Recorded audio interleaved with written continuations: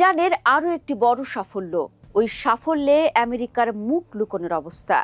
Game changer খ্যাত যে F-35 নিয়ে আমেরিকার এত গর্ব, এবার সেই স্টেলথ ফাইটারই লক্ষ্যবস্তু বানিয়েছে ইরান। এর মধ্য দিয়ে আমেরিকার গর্ব মাটিতে মিশিয়ে দিল খামেনির উত্তরসূরিরা। দর্শক, কাতার ভিত্তিক সংবাদ মাধ্যম আল জাজিরা তথ্য বলছে, যুক্তরাষ্ট্রের পঞ্চম প্রজন্মের অত্যাধুনিক স্টেলথ ফাইটার একটি F-35 যুদ্ধবিমানকে লক্ষ্যবস্তু বানিয়েছে তেহরান। বরাবরের মতোই রাডার ফাঁকি দিয়ে ইরানের আকাশে উঠছিল F-35, কিন্তু ইরানের আকাশে উড়ে আমেরিকান ফাইটার রেহাই পাবে তা তো হতে পারে না। আল জাজিরার প্রতিবেদনে বলা হচ্ছে, ইরানের রাজধানী তেহরানে আকাশ প্রতিরক্ষা ব্যবস্থা ব্যবহার করে যুদ্ধবিমানটিকে লক্ষ্য করা হয়। ইরানের সামরিক বাহিনীর প্রকাশিত ভিডিওতে স্পষ্ট দেখা যাচ্ছে F-35টি আঘাতপ্রাপ্ত হয়েছে। ইরানি বাহিনী ধারণা করছে বিমানটি ভূপাতিত হয়েছে। F-35কে মাটিতে আছড়ে ফেলা বড় সাফল্য কেন দর্শক, এটাও জানা জরুরি। কারণ কি জানেন? লকহেড মার্টিনের তৈরি অত্যাধুনিক এই যুদ্ধযানটি আমেরিকার কাছে খুব গর্বের।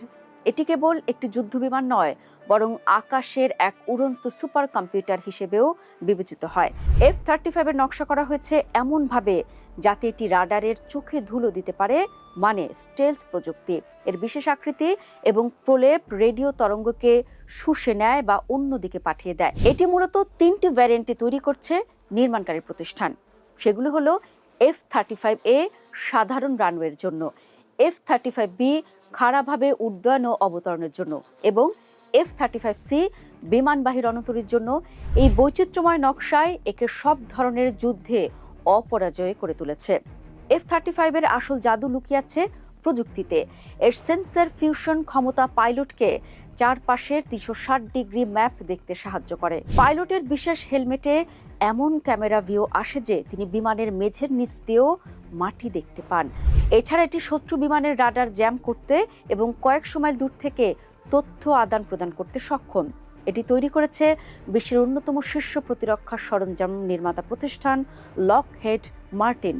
তবে এটি কেবল তাদের একার কৃতিত্ব নয়, এতে ইঞ্জিন সরবরাহ করেছে প্র্যাট অ্যান্ড উইটনি এবং বডি তৈরিতে সাহায্য করেছে নর্থরপ গ্রামেন ও BAE সিস্টেমস, যা আমেরিকার ইতিহাসে সবচেয়ে বড় এবং ব্যয়বহুল অস্ত্র প্রকল্প। F-35 প্রোগ্রামের মোট খরচ প্রায় $1.7 ট্রিলিয়ন মতো।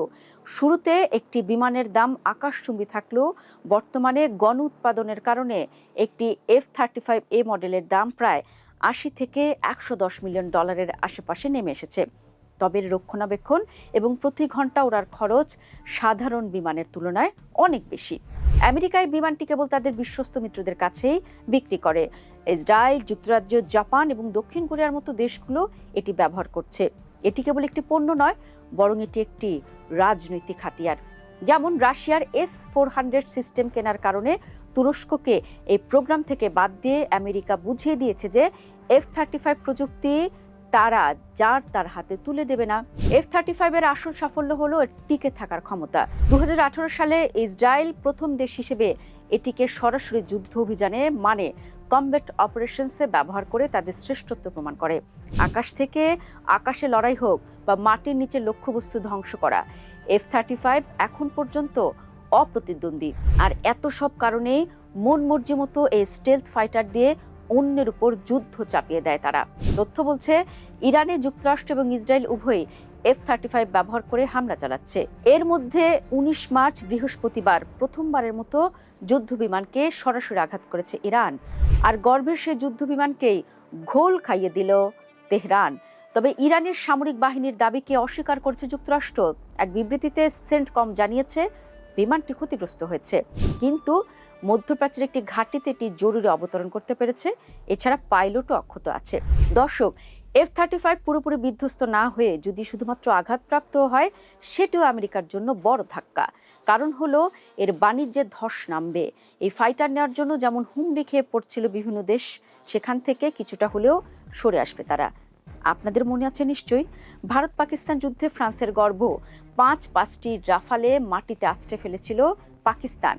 আর ভারতকে ভেলকি দেখাতে তুলনামূলক কম মূল্যের J-10C ব্যবহার করেছিল পাকিস্তান। এরপর রাফালের ব্যবসায় ধস নেমেছিল আর হু হু করে শেয়ার বাজারে লাফিয়ে বেড়েছিল J-10Cর দাম। এবারে কি তেমন কিছু হতে যাচ্ছে তা হয়তো সময় বলবে।